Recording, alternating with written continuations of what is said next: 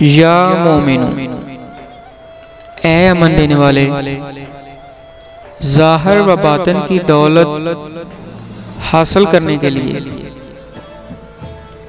شیطان سے تحفظ کے لیے، اللہ تعالیٰ کی امان میں رہنے کے لیے یہ بہترین وظیفہ ہے۔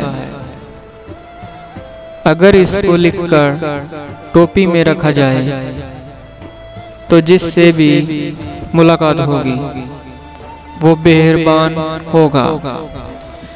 شوہر کو بد اخلاقی سے روکنے کے لیے اسے 2000 مرتبہ روزانہ 41 دن تک پڑھا جائے تو خاوند کا رویہ درست ہو جائے گا۔ یا مہمن، اے نگہبان، جو شخص یا مہمن کا ورد کرے گا اس کے ظاہر و باطن میں نور پیدا ہوگا۔ 2 رکعت نماز نفل پڑھ کر اگر 100 مرتبہ اس کو پڑھا جائے تو ہمیشہ دنیا کی آفتوں سے محفوظ رہے گا۔